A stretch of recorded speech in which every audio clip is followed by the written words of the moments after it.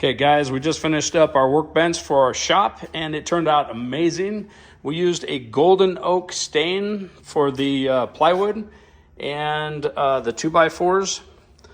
But the golden oak, we did 2 coats of it, and then we put a high gloss polyurethane on here, and it turned out really well.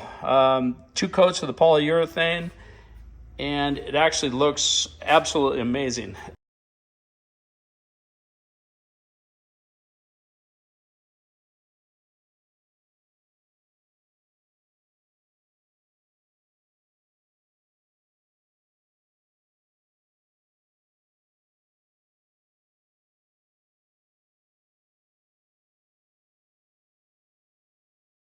We're going to be using the Ryobi Link system. You can find this at Home Depot, or you can order it online at the ryobi.com, or you can do it at Amazon. eBay has it. Wow, that was hard to say. But anyways, we're going to go down and get a bunch more, and we're going to link it all together. That's why they call it the Ryobi Link. And then we're going to put it up on the wall here, and we're going to have a neat system set up. So stay tuned for that video.